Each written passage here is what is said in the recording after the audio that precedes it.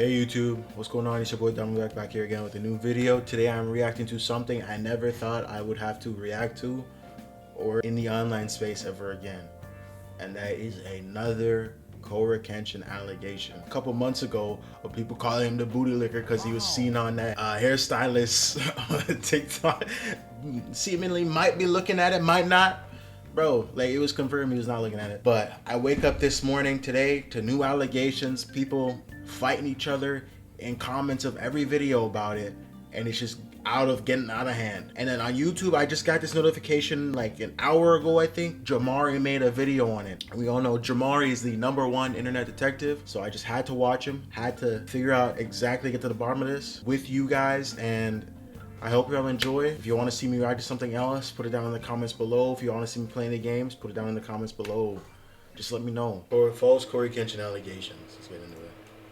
So last night, my entire timeline was jumping talking about a YouTuber named CoryxKenshin. Truthfully, I don't really know much about the guy, but he is factually one of the biggest creators on YouTube. It appears to me that he mainly makes gaming playthrough style videos, and people really seem to universally love him. The last time I can remember him really making headlines was when he was saying YouTube is racist or showed favoritism or something like that. Well, last night, Cory found himself on the end of some allegations from an ex-girlfriend, and now a lot of his fans are turning their back on him, saying that this all seems completely out of character, while others are obviously coming to his defense. Okay, wait, let's read these tweets.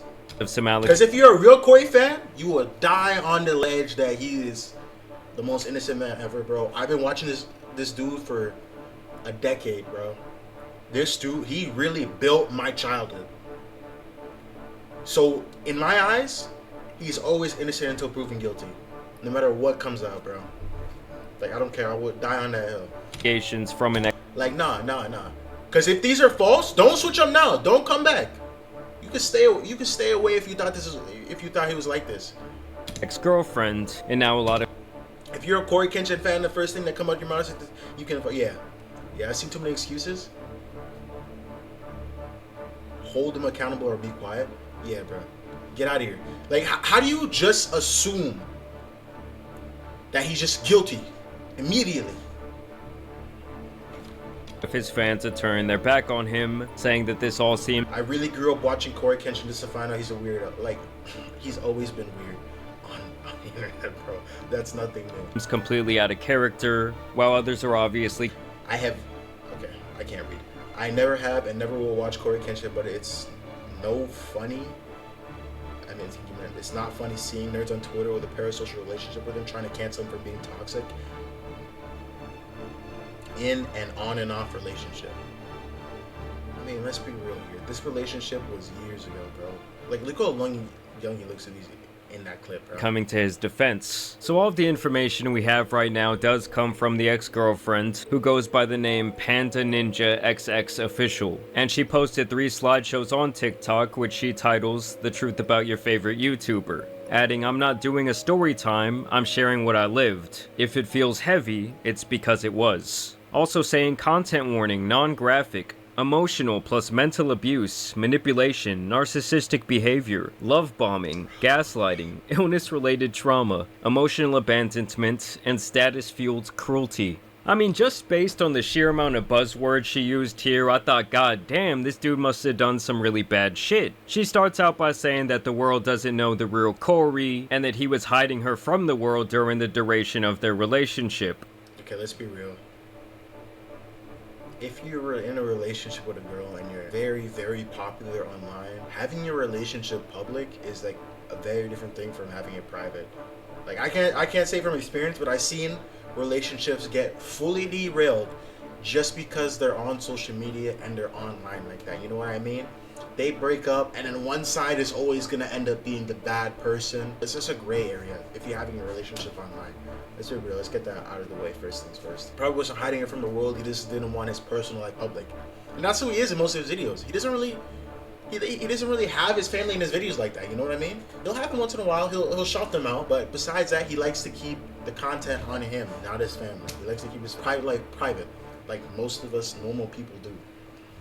She even questions his religious acumen here. You talk about devotion, but act like hurting people in private doesn't count. You fooled a lot of people, but not me. She goes on to say that Cory met her when she was at her lowest, and that he made her feel important. She also alludes multiple times to the idea that he ghosted her, or that he emotionally abused her, and that when she needed him the most, he was nowhere to be found. You treated my body, my heart, my time like they were things that you could shelve, and retrieve whenever it suited you. Like I only existed when you needed to feel wanted. And it seems like they had a complicated on and off relationship. She alludes to the idea that he apparently cheated on her in public. And then the next day, someone told me they saw you in California with another girl. He goes on to claim that this was his sister, and she also says that this is when he stopped talking to her altogether. And then she goes on to say that this ruined her nervous system somehow, and over she questions his position as a Ruined her nervous system, what?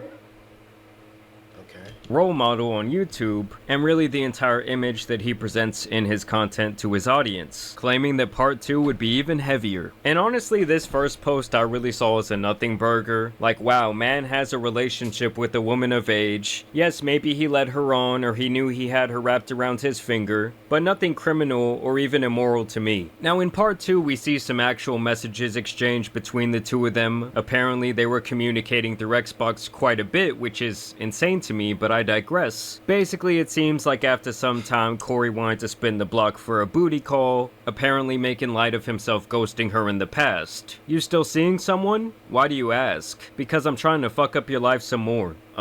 What? That was a joke, jeez. I was just asking. Now she claims he did this spinning of the block because he knew he... Yeah, bro. Yeah, this is private DMs. Like, this is some type of shit I would probably say low-key. I was trying to slide back in something funny. Could still get her and that it would make him feel powerful. I mean, honestly, I think the dude just wanted to hit it again, seeing if it was a possibility. She claims, though, that he somehow threw the fact that she was apparently assaulted in the past by someone else in her face in doing this. She says that he used her when he wanted sex, and he comes back and says that this wasn't the case and that he genuinely loved her, but that apparently during the time of their relationship his life was all over the place. And despite previously claiming that she did not care about his money or status in the first part, she makes the assumption here that his life is all roses because he has money and fame, which obviously we've seen countless examples that that's not always the case. A lot of times more money, more status, well, it brings in a lot more problems for someone, especially mentally. And also, for the record, in her trying to expose him in this way, tells me that she is being very vengeful and really trying to turn his fans on him. I mean, just look at the way she titled this slideshow series. She was also trying to do like TikTok trends around the topic, which I'll get to here in a second. Now, apparently at some point this woman was diagnosed with cancer, which is obviously terrible. She says she was diagnosed all the way back during the pandemic, saying that she felt more alone than ever. And so she apparently reaches out to him, and she shares this single text from him, allegedly, where he says, "That was the most passive-aggressive cancer reveal ever." With absolutely no other context, we don't know what she said to him before that, how she said it, or how long it had been since they had even talked. Claiming that seeing that text was harder than the diagnosis itself. I mean, come on.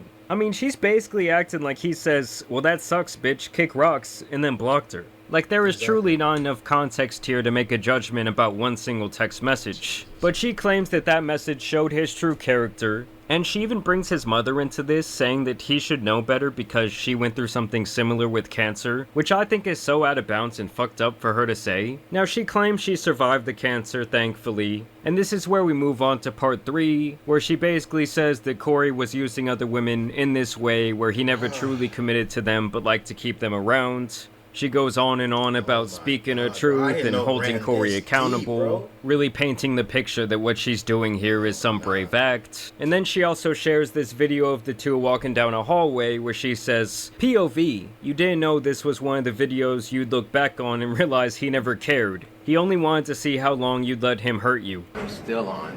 I'm still on. Then I woke up again and it was off. Did you watch me sleep? Did you watch me sleep? Yeah, I actually did something to you while you were asleep too. What? I'm sorry. I just got this fetish. You know.